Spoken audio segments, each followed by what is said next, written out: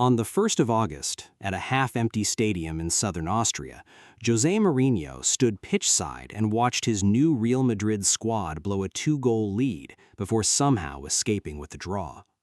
It should have been a forgettable pre-season friendly against Fiorentina. Instead, it became the opening scene of one of the most anticipated seasons in European football. Because this isn't just Real Madrid rebuilding. This is José Mourinho, back in the Spanish capital 13 years after he left it, with more control over the transfer market than any Real Madrid coach in recent memory.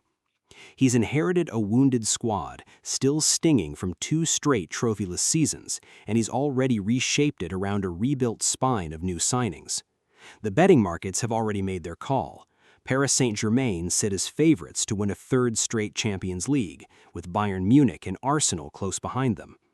Real Madrid, the most successful club in the history of this competition, are being priced several rungs down the ladder, bundled in with Manchester City and Barcelona as afterthoughts. That confidence in PSG isn't unearned.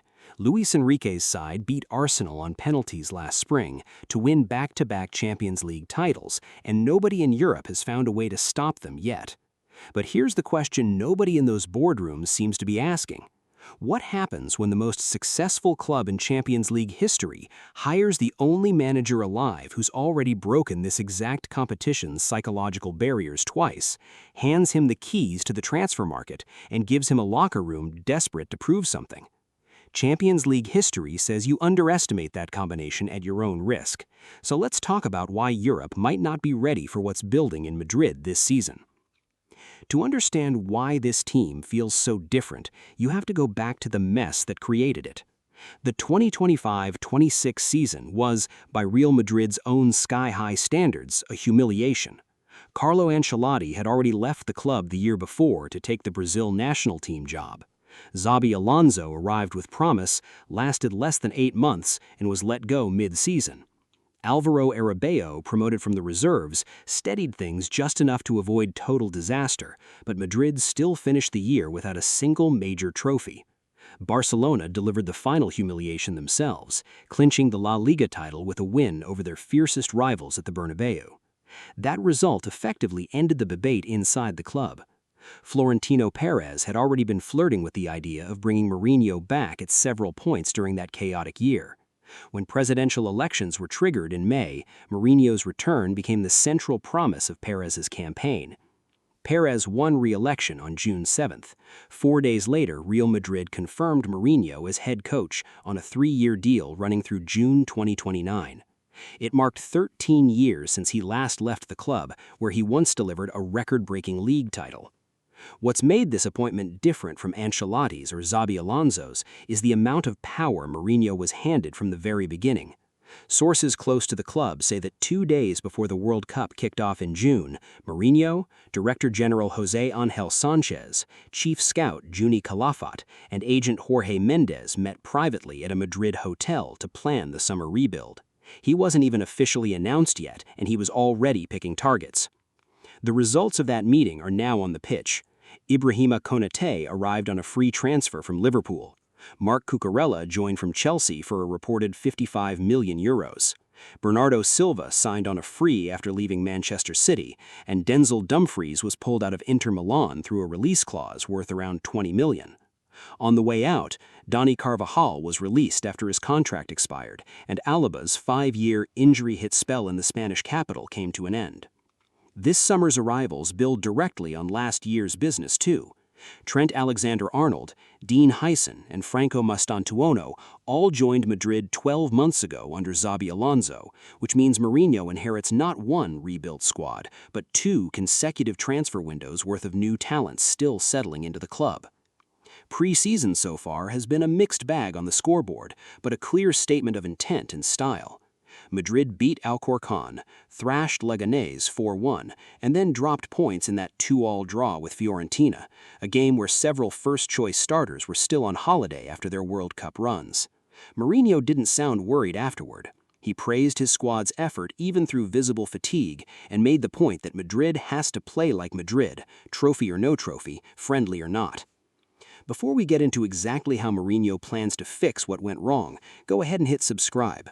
We're tracking every major storyline out of this Champions League season, and you won't want to miss what's coming next. Here's where things become interesting. Most managerial appointments get framed as fixing a talent problem. This one isn't. Nobody seriously argues that a squad featuring Jude Bellingham, Kylian Mbappe, Vinicius Jr., and Arda Güler lacks quality. The diagnosis from inside the club was different. Madrid didn't lack players, they lacked an identity. Under the coaching setups of the past 2 seasons, Madrid drifted towards a slower, possession-heavy build-up that never suited the explosive, transition-hungry players in that front line. Vinicius thrives running into space, not patiently circulating the ball in midfield. Mbappe wants defenders turned and running backward, not organized and set. Bellingham's best moments have always come arriving late into the box off quick combinations, not from long possession sequences designed to draw a foul near the touchline. Analysts who studied Mourinho's career point out that his sides have always prioritized space over possession, treating the ball as a weapon to be delivered quickly rather than an asset to be hoarded carefully. That's precisely the identity many believe this group of attackers needs to rediscover. But that's only part of the story, because the squad Mourinho inherited isn't the squad he's building. Cucurella brings a completely different profile at left back than Madrid has had in recent years, an aggressive, high-energy player who can both overlap and track back. Dumfries adds real competition at right back, pushing Trent Alexander-Arnold to prove his defensive discipline matches his passing range. Konate gives Mourinho a genuine ball-playing center-back option with Premier League pedigree, even after a difficult final season at Liverpool. Bernardo Silva, who arrives with 16 major trophies from his years under Pep Guardiola, brings a level of tactical control in midfield Madrid have lacked since Toni Kroos retired. There's a financial story running underneath all of this too.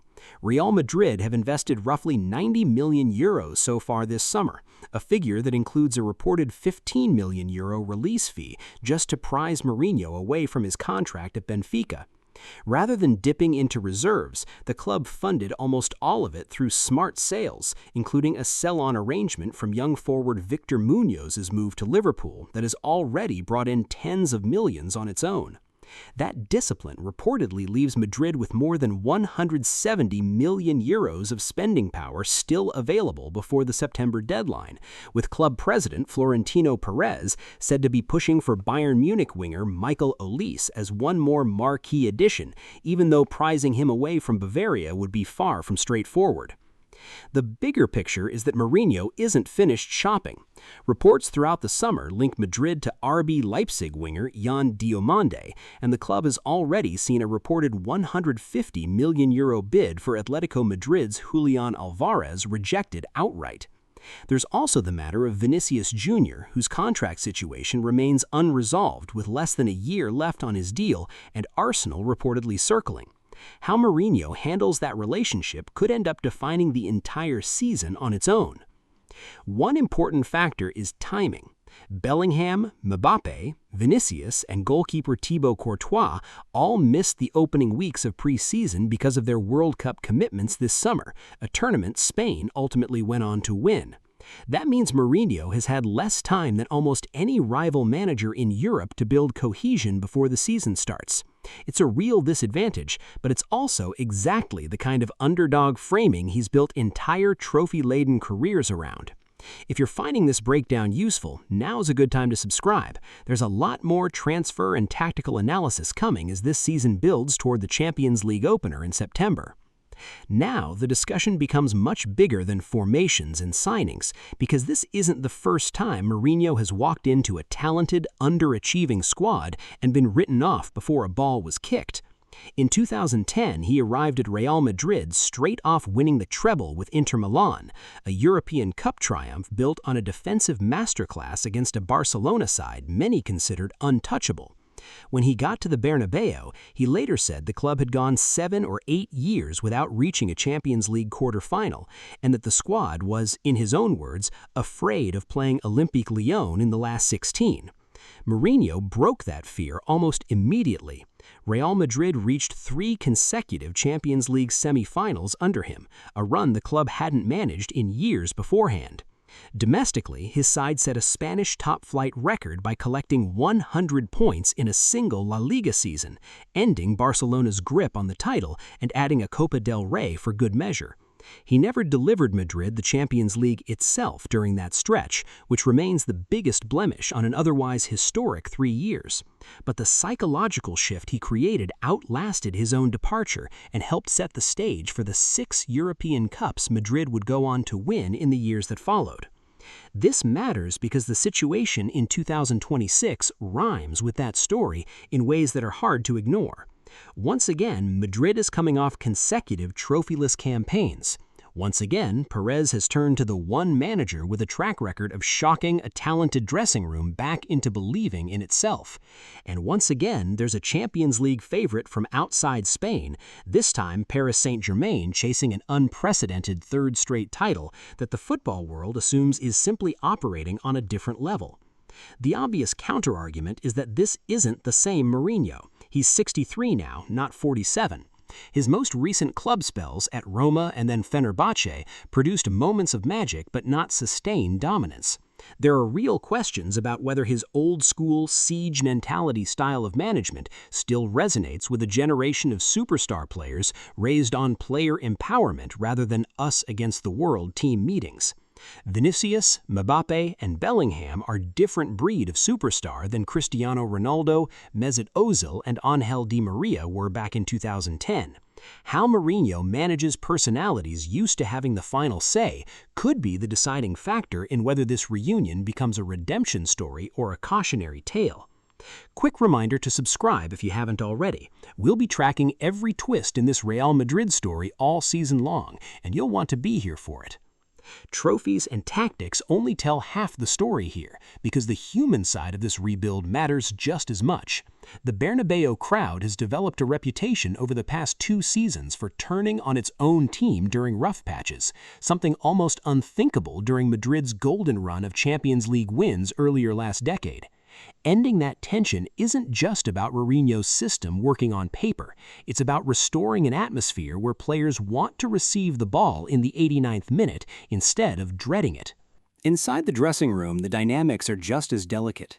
Vinicius Jr.'s long-term future remains genuinely uncertain, and how Mourinho handles a player who could realistically leave for Arsenal within a year will say a lot about his man management this time around.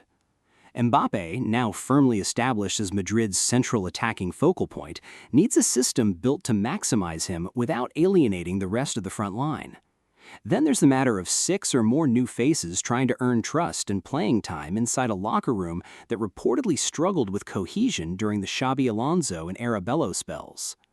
Youth is part of his story too.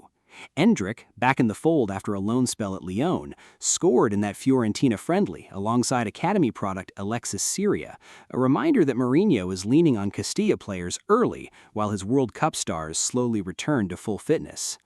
How he balances that patience with a fan base desperate for silverware is its own tightrope walk. And then there's the sheer scale of attention this reunion has generated. Mourinho remains one of the most polarizing, most discussed figures in world football media, and every match he coaches this season will draw scrutiny most managerial appointments simply don't attract. That's pressure Real Madrid's players will carry alongside their own individual burdens, whether they signed up for it or not. The broader landscape only adds to it. Barcelona have won back-to-back La Liga titles under Hansi Flick and looked untouchable domestically, yet they've been knocked out of the Champions League at the semi-final and quarter-final stage in each of his first 2 seasons. That means the biggest club in Spain still hasn't solved the same puzzle Real Madrid is now chasing, and it's exactly the kind of gap in the market that Mourinho has built a career out of exploiting. Make sure you're subscribed before we get into how this could all play out on the European stage. More Champions League breakdowns are coming your way all season long. Looking ahead, the calendar has already set up a storyline that almost feels scripted. UEFA confirmed that the 2026-27 Champions League final will be played on June 5, 2027 at the Estadio Metropolitano, the home of city rivals Atletico Madrid. If Real Madrid go all the way this season, they'd be lifting the trophy inside their own city on a rival's turf in what would be one of the more poetic finals in the competition's history. Before any of that, though, comes the league phase draw on August 27th in Lyon. Real Madrid sit in Pot 1 alongside Paris Saint-Germain, Bayern Munich, Liverpool, Manchester City, Barcelona, Atletico Madrid, and Inter Milan, meaning they'll avoid those specific sides during the 8-match league phase running from early September through late January. The top 8 finishers advance directly to the round of 16, while anyone finishing between 9th and 24th heads into a knockout playoff round in February. Domestically, the mission starts even sooner. Mourinho's competitive return comes away at Espanyol on August 22nd, a ground that's proven tricky for Madrid over their 2 trophyless seasons, before back-to-back home fixtures against Real Sociedad and newly promoted Malaga. Getting off to a fast start in La Liga matters just as much as Europe, because closing the gap on a Barcelona side chasing a 3rd straight title. Do you think Mourinho can actually get Real Madrid back to the top of European football this season, or is this reunion destined to fall short of a hype? Would you trust this rebuilt squad over PSG's or Bayern's end if push came to shove in the knockout rounds next spring? And who do you think benefits most from all of this, Madrid or every rival secretly hoping the pressure gets to them first?